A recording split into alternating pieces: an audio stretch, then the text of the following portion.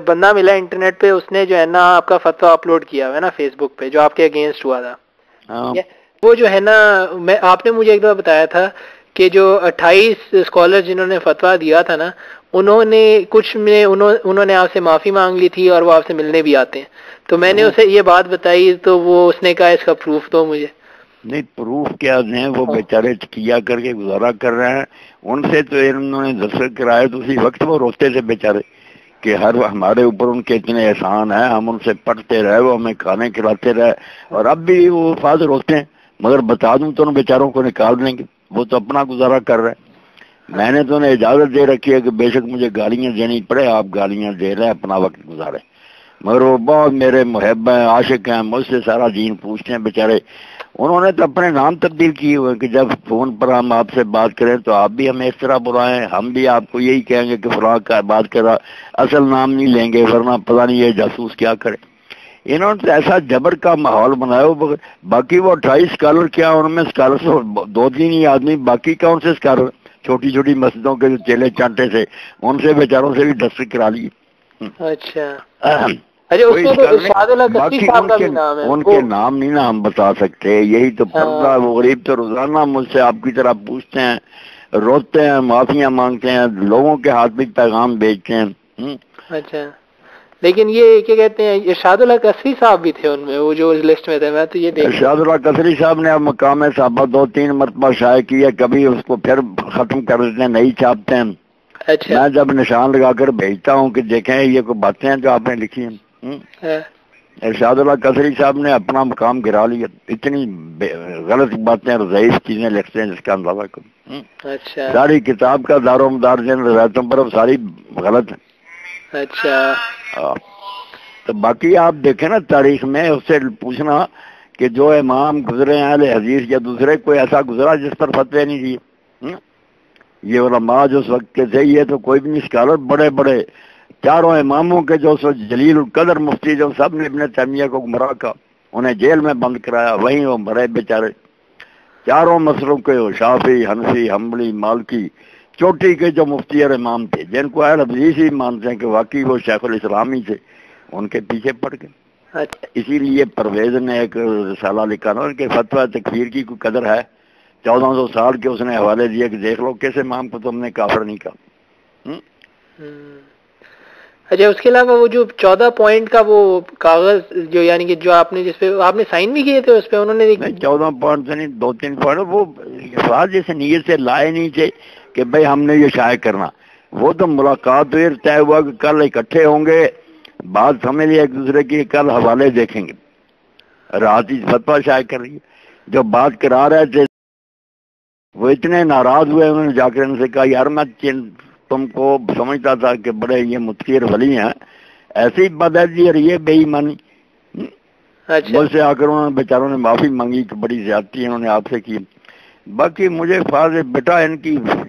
ایسی چیزوں کی کیا پرواہ، میں نہیں جانتا. وہ تو ٹھیک ہے لیکن انہوں نے ایک کاغذ اور بھی اپلوڈ کیا نا، اس پہ کتنے پوائنٹس ہیں، 12 پوائنٹس ہیں، ٹھیک ہے. اور اس میں جو ہے کیا کہتے ہیں انہوں نے یعنی یہ کہا ہے کہ اس پہ آپ نے صرف 2 چیزوں کو آپ نے نشان لگایا تھا. ایک وہ کیا کہتے ہیں کہ خلافت راشدہ کے بعد تمام جہاد اسلامی جہاد نہیں ہے، اور دوسرا جو ہے وہ پتہ نہیں ملک نزوزہ کا ترجمہ آپ نے ہلکا کتا کیا تھا، اور وہ کہہ رہے تھے اسے آپ نے چینج کروا دیا تھا، اس پہ آپ نے معذرت کی تھی. باقی انہوں نے کہا تھا کہ یہ آپ نے سارے پوائنٹس کہا کہ یہ صحیح ہیں، اور جو ہے یعنی کہ یہی آپ کے پوائنٹ صحیح پوائنٹ. اس میں کیا، اس سے پہلے ایک شخص انہوں نے کچھ سال ہوئے مجھ سے کہا کہ وہ لوگ کہتے ہیں تحریری اپنا موقف بتائیں. وہ موقف میں نے دیا، وہ موقف ان کے لیے موت ثابت ہوا. آج تک کسی نے اس کا جواب نہیں لکھا کہ اگر اہل سنت کا کوئی عالم اور امام اس کے خلاف اس کا نام لو. صحابہ کے بارے میں نے تحریری لکھ، وہ سب موقف. یہ کیا کہ ایک پرچہ بنا لو، وکیلوں کی طرح دھوکہ کریں گے، آپ بس کر دیں گے اور رات ہی شائع کر دو، چلو چلاکیاں کرتے پھر. لیکن موسا میں نے تو یعنی کہ جو پڑھا ہے نا، یہ مجھے تو اس میں یعنی کہ کوئی بات ویسی نہیں لگی، کیونکہ آپ تو ان سب کی دلیل بھی دیتے ہیں نا، یعنی کہ سارے پوائنٹ ٹھیک ہی ہیں. صرف ایک پوائنٹ میں نے آپ سے نہیں سنا، وہ تھا یہ حضرت عائشہ کے متعلق کوئی حدیث شریف تھی، ایک میں بتاتا ہوں. حضرت عائشہ نہیں، دوسرے سب کا احترام کرتا ہوں. نہیں لیکن میں تو کسی کی بے احترامی نہیں کرتا، جو غلطی ہوگی وہی کہتا ہوں، اس کے علاوہ کوئی نہیں، نہ ان کے بارے میں کوئی فیصلہ، نہ توہین، نہ سب و شرم، توبہ توبہ، ہمارے لیے وہ عزت کے لائق ہے صاحب۔ آپ دیکھیں وہ اس میں کوئی بھی بات نہیں، جو پوائنٹ ہے نا سب جی ٹھیک بالکل، وہ ہاں میں نے وہ بالکل، یعنی کہ آپ ریفرنس دیتے ہیں نا ان سب کا، اس میں تو مجھے تو کوئی نہیں لگی۔ نہیں اس میں کوئی بات نہیں۔ ہاں اچھا، یہ ایک اس میں جو حوالہ تھا نا وہ یہ تھا، شہادت عثمان کے بارے میں رسول اللہ صلی اللہ علیہ وسلم کی صحیح پیش گوئی، اے عثمان اللہ تجھے ایک قمیص پہنائے گا۔ حضرت عائشہ رضی اللہ عنہا نے شہادت کے بعد یہ روایت سنائی تو لوگوں نے پوچھا کہ آپ نے اس وقت یہ روایت کیوں سنائی؟ تو کہنے لگیں میں بھول گئی تھی۔ چنانچہ بقول مولوی اسحاق صاحب کے یہ سب راویوں کی بنوٹی باتیں۔ اب یہ کیا واقعہ نہیں بتائیے، کیا واقعہ؟ آپ بات دیکھیں ہاں کہ 6 سال حضرت عثمان رضی کے زمانے میں شورش برپا رہی، اچھا ملکوں میں گڑبڑ ہوئی ہے، جی پھر مکان کا محاصرہ ہوا، اما عائشہ وہاں موجود ہوئی، اس وقت تو یہ روایت یاد نہیں آئی، اور بعد میں آپ کہتے ہیں میں اس وقت بھول گئی، اما نے نہیں کہا، نہ یہ کوئی بات ہوئی، لوگوں کی اپنی برائی باتیں، راوی ان کے ایسے ہی ہیں، اسماعیل بن ابی خالد مدلس ہے، نہیں ٹھیک۔ باقی جو شہادت ہے نا وہ ٹھیک ہے، وہ تو میں کئی مرتبہ بیان کرتا ہوں کہ رسول کریم علیہ السلام، حضرت ابوبکر عمر عثمان پہاڑ پر تھے، پہاڑ لرزا، حضور نے ایڑی مریر کا رک جا، تجھ پر نبی ہے، صدیق ہے اور شہید ہے۔ اچھا یہ میں شاد کا کیا منکر، میں جنہوں نے قتل کیا، جب یہ شیخ کٹھے ہوئے کہتے ہیں جب آپ غلطیاں ان کی مانتے ہیں تو پھر شہید کیسے؟ میں نے کہا یہ ہر غلطیاں جو ان کی وجہ سے وہ قتل کے لائق ہو گئے تھے، قتل تو آپ نے چھت پر چڑھ کر کہا کہ اللہ کے رسول نے 3 چیزوں پر قتل کی اجازت دی ہے، مرتد ہو جائے، شادی شدہ زانی ہو، یا اس نے قتل کیا ہو۔ ان میں سے کوئی کام حضرت عثمان رضی نے نہیں کیا تھا، اگر حکومت کی کچھ پالیسیاں غلط بھی تھیں تو اسے ان کا قتل تو جائز نہیں ہو گیا تھا، جنہوں نے یہ کیا زیادتی اور ظلم ہی، اس لیے وہ مظلوم شہید ہوئے۔ شہید کا کب میں نے انکار کیا؟ کتنا جھوٹ بولتے ہیں، میں تو حدیثیں سناتا ہوں کہ حضور نے پہاڑ پر کہا کہ تجھ پر نبی ہے، صدیق ہے اور شہید ہے۔ جی اچھا، یہ اللہ تجھے ایک قمیض پہنائے گا، یہ والی کوئی حدیث یہ نہیں صحیح روایت، ٹھیک ہے۔ اچھا اس کے علاوہ یہ کیا کہتے ہیں، اور پھر اس کا مفہوم بھی واضح نہیں، یہ اپنی طرف سے کہہ لیتے ہیں کہ خلافت کا مسئلہ، جب آپ بھی مانتے ہیں کہ حضرت عثمان رضی، وہ صحیح روایت ہے، حضرت عبداللہ بن عمر سے مشورہ کیا کہ یہ لوگ جو ہے نا بزید ہیں کہ خلافت چھوڑنے، آپ کیا مشورہ دیتے ہیں؟ انہوں نے کہا کہ اگر آپ خلافت ان کے کہنے پر چھوڑ دیں گے تو یہ رسم چل پڑے گی کہ 2-4 آدمی ناراض ہوا کریں گے خلیفہ سے مطالبہ، یہ آپ رسم نہ جاری کریں۔ وہاں نہیں کہا کہ حضرت آپ کو تو حضور کیا کیسے قمیص پہناؤں گا، نہ اتروائیں، آپ مجھ سے کیا پوچھتے ہیں؟ وہ صحیح روایت یہ خود لکھتے ہیں کہ عبداللہ بن عمر سے آپ نے مشورے کیے، جب حضور خود بتا چکے تھے کہ عثمان تیرے ساتھ یہ ہوگا۔ اب جو قمیص کی بات ہے نا، میں اس کی اور توضیح کرتا ہوں کہ یہ خلافت تم نے اپنی طرف سے بنائی اور اتارنے کا مطلب معذول ہونا بنایا، جو رسول کریم علیہ السلام کے سامنے صحیح بخاری میں روایت ہے کہ لوگ اپنے خواب بیان کرتے، تو ایک نے کہا کہ اللہ کے رسول میں نے خواب میں دیکھا کہ آسمان سے ایک رستہ اترا، آپ نے پکڑا چڑھ گئے، اس کے بعد دوسرے نے پکڑا چڑھ گئے، تیسرے نے پکڑا چڑھ گئے، چوتھے نے پکڑا تو رستہ ٹوٹ گیا، مگر بعد میں پھر جڑ گیا۔ اب اس کی تشریح سارے لوگ کرتے ہیں کہ یہ رستہ جو ٹوٹ گیا یہ وہ غلط کام تھے جو حضرت عثمان، یہ فتح الباری میں سب شرح دیکھ لیں کہ وہ غلط کام تھے جن کی وجہ سے وہ رسول اللہ اور خلفاء کے طریقہ سے ہٹ گئے تھے، اور قریب تھا کہ ان سے نہ ملیں، مگر جو مصیبتیں ان پر آ گئی نا کہ دوسروں نے بھی ظلم زیادتی کی، اس مظلومی کی وجہ سے انہیں یہ رعایت مل گئی کہ وہ ان کی غلطیاں معاف ہو گئیں اور ان کو شہادت نصیب ہوگی، یہ صاف لکھتے ہیں۔ تو میں کہتا ہوں یہ تشریح کیوں نہیں کرتے کہ حضور نے کہا تجھے اللہ قمیص پہنائے گا اور لوگ اتارنا چاہیں گے، یعنی تیرے خاندان کے لوگ اس رائے راست سے ہٹانا چاہیں گے تو بچ کر رہنا، نہ ہٹنا۔ یہ صحیح حدیث کے مطابق جو رستہ ٹوٹ گیا اتنی واضح کہ اللہ قمیص پہنائے گا، اتارنا نہ، کہ خلافت کا خلت دے گا تو غلط کام کر کے نا اس کو نا بدنام کرنا اور اتار دینا، ورنہ اگر صاحب کہیں خلافت لکھا دکھائیں نا، پھر خود کہتے ہیں علماء یہ کہتے ہیں، تو علماء یہ کیوں نہیں شرح کرتے جو بالکل صحیح حدیث ہے کہ اس نے خواب حضور کو بتایا اور آپ کے سامنے یہ ساری چیز بیان ہوئی کہ 2 ٹھیک چڑھ گئے، تیسرے کا رستہ ٹوٹ گیا۔ صحیح۔ اچھا اس کے علاوہ انہوں نے ایک پوائنٹ لکھا ہوا ہے کہ آپ نے تو یہی کہا نا کہ وہ جنہوں نے گھیرا گیا تھا، میں فاضل یہ جو ہے نا کتاب بھی اصلی صاحب لکھ دے رہی ہے فتح، ایک عبارت ہے جو میں نے ان سے کہا اس کا میں نے نہیں آپ کو معاف کرنا، رسول صاحب قیامت کے دن پکڑوں گا۔ آپ جو کہتے ہیں کہ یہ کون سی شہادت ہے جس پر صحابہ کرام ناراض تھے، دفن نہیں ہونے دیا فلاں، اور میں نے کہا یہ کلپس جس حرامی نے دیا اس سے کہتے پوری سنا۔ یہ تو آبادیوں کی بات ہو رہی تھی کہ آبادی جو ہے مسجد عثمان کے خارجی وہ یہ بات کہتے ہیں کہ یار صحابہ کی موجودگی میں مہاجر انصار کے ہم نے قتل کیا،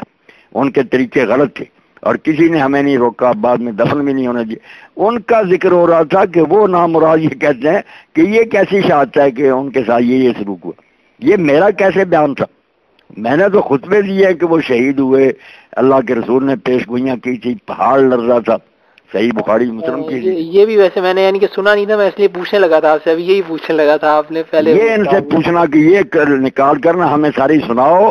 اگر یہ بات نکلی تو چلو اتنا ہی کافی ہے فتوے کے لیے کہ میں نے حضرت عثمان رضی کے بارے میں یہ گستاخی کی۔ توبہ توبہ۔ اب بازیوں کی بات تھی، بازی کہتے ہیں ہم یار اقراری ہیں کہ ہم نے ان کا محاصرہ کیا تھا، وہ انہوں نے خلافت کو تباہ کر دیا تھا۔ صحیح۔ وہ کہتے ہیں کہ صحابہ کی موجودگی میں ہمیں قتل کیا، ان کو پھر دفن نہیں ہونے دیا صحابہ نے۔ اچھا، تو اس کے سارا بیان ان کا تھا۔ اس کے بعد انہوں نے آپ دیکھتے ہیں نا کہ مجلس میں جب لوگ بیٹھتے ہیں طرح طرح کی باتیں ہوتی ہیں کہ مرجئہ کیا کہتے ہیں، معتزلہ کہ میں سب بیان کرتا ہوں۔ اب آدھا ٹکڑا لے کر آپ ادھر ادھر سے کاٹ کر میرے ذمہ لگا دے کو بے ایمانی آ رہی۔ اچھا، سارے فتوے میں سے یہ غلط بات ہے، اور چیزیں جب ٹھیک ہے انہیں اختلاف ہوتا رہے، وہ پوائنٹ میں کہتا ہوں۔ اچھا، خلافت راشدہ کے بعد جو جہاد ہوئے ہیں یہ کہتے ہیں جہاد میں کہتا ٹھیک ہے، اللہ کے رسول نے کہا تھا کہ فاسق لوگوں کے ذریعے بھی اللہ دین کی مدد کرے گا، دین کو ضرور مدد پہنچی کہ اسلام پھیل گیا، مسجدیں بن گئی، مگر آپ نے کہا کہ وہ خود فاجر ہوں گے۔ ان اللہ لیؤید الدین برجل الفاجر، وہ فوجیں اور سارے بدکار ہیں، دین کو فائدہ پہنچ گیا۔ اچھا، یہ صحیح بخاری اور مسلم کی حدیث ہے۔ صحیح۔ اچھا، اس کے علاوہ آپ نے جو اس پہ اینڈ پہ جو آپ نے انہیں واپس لیٹر لکھا نا، آپ نے خط لکھا، وہ بھی انہوں نے کاپی کیا، تو اس میں آپ نے یعنی کہ کہا کہ انہوں نے جو میرے پہ وہ الزام لگایا ہے میں ان سے برات کا اظہار کرتا ہوں اور اس طرح کا لیٹر لکھا، تو وہ آپ نے صرف اس بات کی وجہ سے لکھا تھا، یہ جو شہادت کی انہوں نے بات بھی نا بیٹا وہ جو خط تھا نا، ہاں وہ خط تو جو اس میں بہت دلائل ہیں، عربی عبارتیں ہیں، وہ تو شائع کر رہے تھے تو ان کا بالکل قصہ ہی ختم ہو جاتا۔ انہوں نے تو چھوٹا تھا بددیانتی کی کہ اس میں اپنا چھپوایا رسالہ علیہ السلام میں۔ جب میں نے انہیں لکھا کہ یار تم نے یہ باتیں کہی ہیں، میں ان کے خلاف لکھ کر بھیجا، انہوں نے کہا نہیں، سوال نامہ ایک بنایا کہ آپ ان چیزوں پر اپنا نقطہ نظر جو ہے نا واضح کریں اپنے قلم سے۔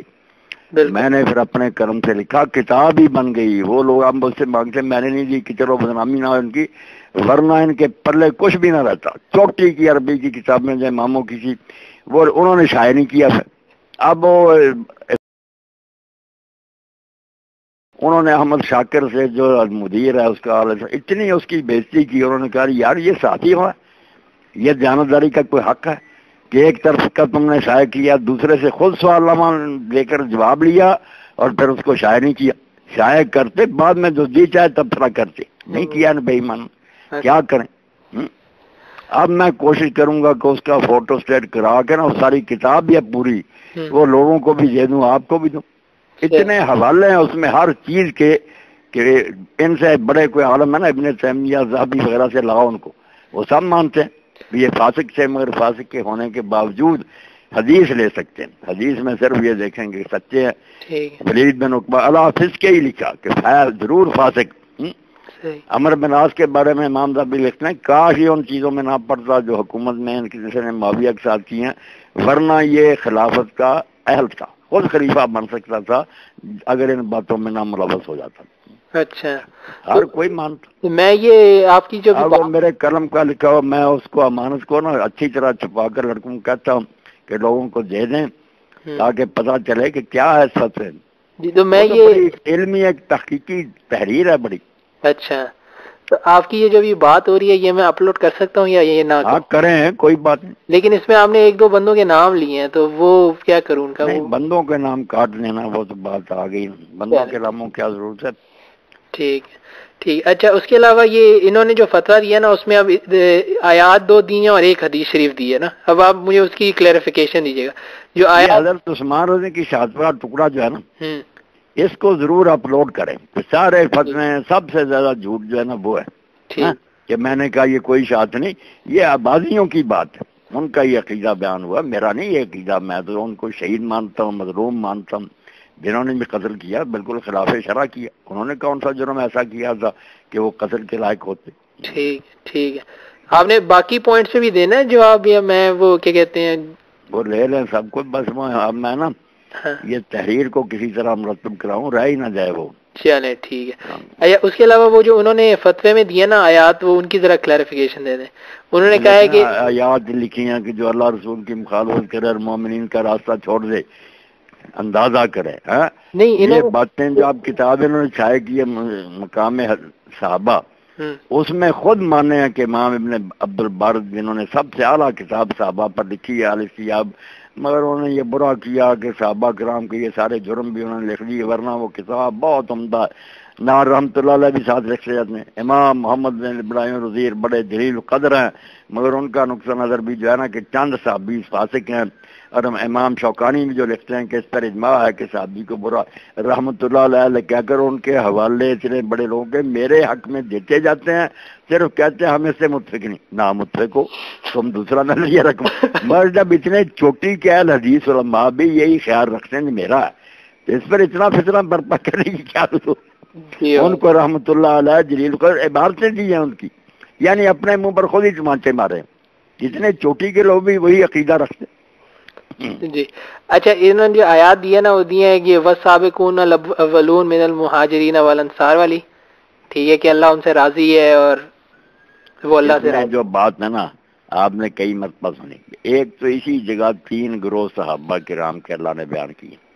ان کی یہ زیادتی ہے کہ بس السابقون کو لے لیں، جو اس سے اگلا ٹکڑا ہے کہ مدینہ والوں میں اور ارد گرد میں پکے منافق ہیں جن کو نبی تو بھی نہیں جانتا، صرف ہم جانتے ہیں۔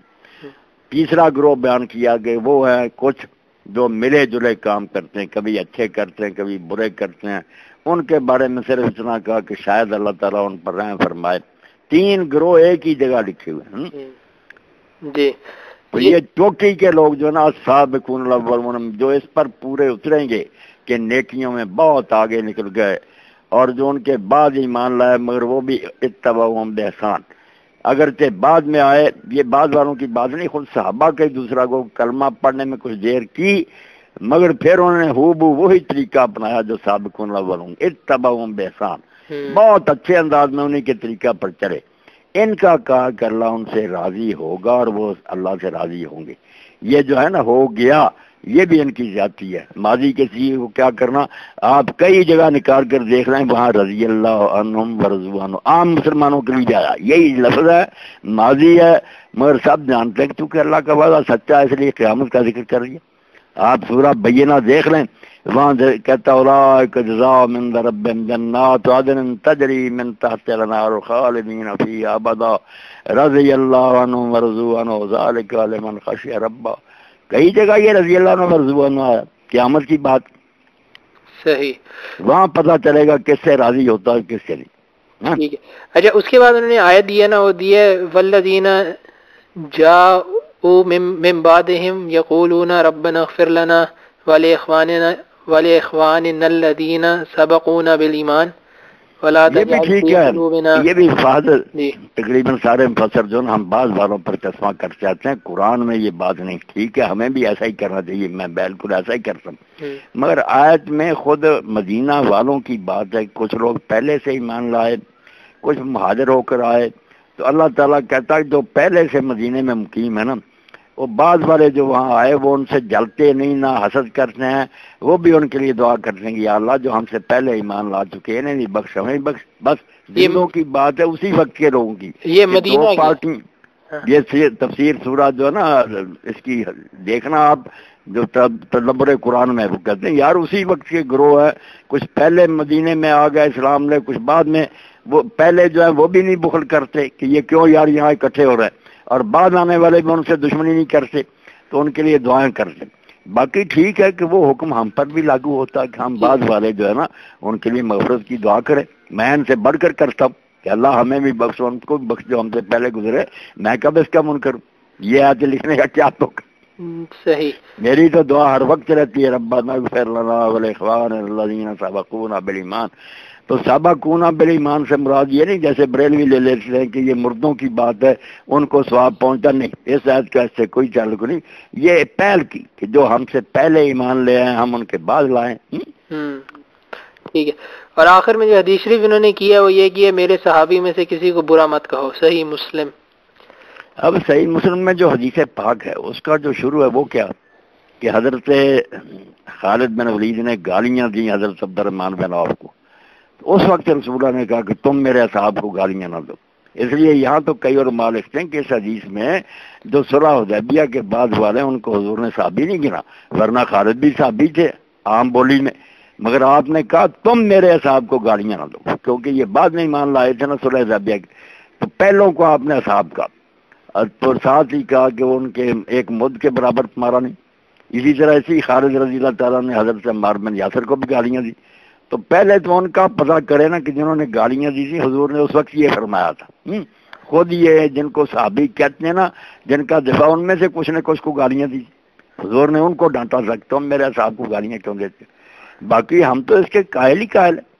کہ صحابی تو بہت بڑی بات، ہم تو کسی کو گالی نہیں دیتے، توبہ توبہ کیوں گالی دے۔ اسی طرح کی حدیث شریف میرے خیال سے صحیح بخاری میں بھی ہے نا،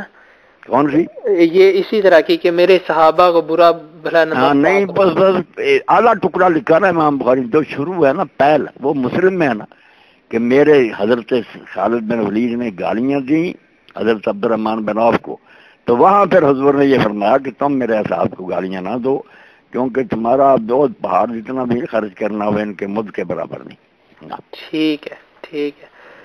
اس سے پتا چلا کہ جو بعد میں اسلام لائے ان کو حضور نے اصحابی نہیں شمار کیا،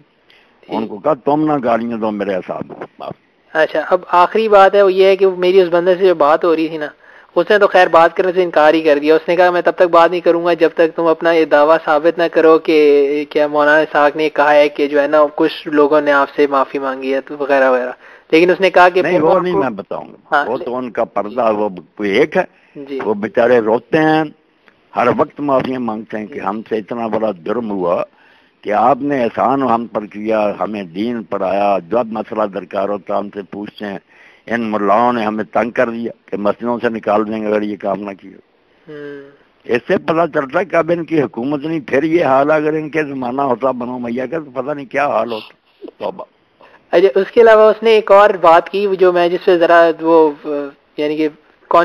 وہ ہو گیا، کیوریس ہو گیا، اس نے کہا کہ حضرت علی نے بھی بڑی غلطیاں کی ہیں نا، پھر میں آپ کو بتاؤں گا حضرت علی نے کیا کیا غلطیاں کی ہیں۔ چلو غلطیاں کی بسم اللہ، وہ بھی بشر سے، مگر بتائے نا کون سی۔ ہاں، اب یہ یعنی کہ میں اس لیے میں نے کہا شاید آپ کو کوئی پتہ ہو جس پہ یہ یعنی کہ نہیں، بس ایک غلطی جو ہے نا ہماری حدیثوں میں آتی کہ جب انہوں نے جلا دیا نا مرتدوں کو، تو اس وقت حضرت ابن عباس نے کہا نا کہ جلانا نہیں تھا، قتل کرنا چاہیے تھا، تو اس پر آتا نا کہ انہوں نے کہا اللہ بھلا کرے ابن عباس کا، اس نے سچی کہا کہ آگ میں نہیں جلانا چاہیے تھا، قتل کر دیتے۔ ایک بات تو یہ بھی ہماری کتابوں میں حدیث کی میں آئی ہے نا، اچھا، کہ مرتدین کو جب جلا دیا نا زندہ، اب شیعہ کہتے ہیں نہیں جلایا نہیں، وہ کہتے ہیں کہ بس ایسی خندقیں کھودی کہ ایک طرف ان کو بند کیا دوسری طرف آگ جلائی، دھواں جاتا تھا اس سے مرے، باہر ایسی بہانے طویلیں کرتے ہیں۔ اس پر حضرت ابن عباس کا جو کہنا ہے کہ قتل نہیں کرنا چاہیے، ان کو جلانا نہیں چاہیے تھا، قتل کرنا چاہیے۔ اس طرح کے کچھ مسائل کرتے ہیں۔ اچھا، لیکن ہمارے یہاں جو اہل سنت کہنا یہ بھی ہے کہ ہم کہتے ہیں جو انہوں نے اور ابن عباس نے فتویٰ دیا نا کہ جو عورت اس کا خاوند فوت ہو جائے نا اور وہ حاملہ ہو، اب ہمارے یہاں حالانکہ مسئلہ امام شوکانی مانتے ہیں کہ جو ابن عباس علی کہہ رہے ہیں یار مسئلہ تو ٹھوس ہے، مگر ہم حدیث کی وجہ سے مجبور ہیں جہاں پہنچی۔ یہ اہل سنت کہتے ہیں کہ اگر کوئی عورت جو ہے نا اس سے شادی ہوئی ہے اور وہ گھر میں آباد نہیں ہوئی، چھوٹی عمر کی ہے یا بھی اس کی رخصتی نہیں ہوئی، خاوند فوت ہو جائے تو 4 مہینے 10 دن سوگ گزارے۔ ادھر کہتے ہیں کہ اگر وہ حاملہ ہو نا تو پھر اس کی عدت جو ہے وضع حمل ہے، اگر خاوند ابھی پڑا ہے نہلانا اسے، بچہ پیدا ہو گیا اسی وقت نکاح کر سکتی۔ ادھر وہ عورت جو گھر میں آباد بھی نہیں ہوئی وہ سوگ منا رہی ہے، ادھر یہ آباد رہی ہے مگر بچہ قدرتی فوراً پیدا ہو گیا، یہ کہتے ہیں کہ بس سوگ ختم ہے شادیاں کر لیں۔ وہ کہتے ہیں شیعہ، وہ حضرت علی اور ابن عباس کا فتویٰ امام شوکانی مانتا، بات تو یار تھوڑا سا وہ کہتے ہیں کہ لمبی مدت 4 مہینے اور 10 دن میں سے اور بچہ پیدا ہونے میں سے جو بعد میں پیدا ہوگی نا چیز اس کو لیں گے. اگر بچہ پہلے پیدا ہو گیا 4 مہینے 10 دن ابھی نہیں پورے تو وہ پورے کریں گے. اگر 4 مہینے 10 دن تو پورے ہو گئے مگر بچہ ابھی نہیں پیدا, اس کو کہتے ہیں ابعد الاجلین, کہ دونوں میادوں میں سے جو بعد میں جا کر پوری ہوگی نا اس کو لیں گے. امام شوکانی بھی اللہ تعالیٰ میں کہتا کہ بات تو اتنی ٹھوس اور مناسب ہے کہ یار اس کو رد نہیں کر سکتے, مگر ہمارے یہاں حدیثوں میں آیا کہ حضور نے کسی عورت کو کہہ دیا کہ تو ٹھیک ہے اب نہا دو نکاح کر لے, تھوڑے دن ہوئے سے. ایسی باتوں کو بھی ابن تیمیہ کئیوں نے غلطیاں شمار کی ہیں نا. یہ کام اس نے کیا کرنا ہے, آدمی نے جو ابن تیمیہ رحمۃ اللہ علیہ کرتے رہے, علی کی غلطیاں ڈھونڈتے رہے وہ. اچھا تو کتنی ملی انہیں؟ تو ہمیں اس میں کوئی اعتراض نہیں, ہم کسی کو معصوم ہی نہیں مانتے, ان کی بھی غلطیاں نکلیں گی تو بسم اللہ.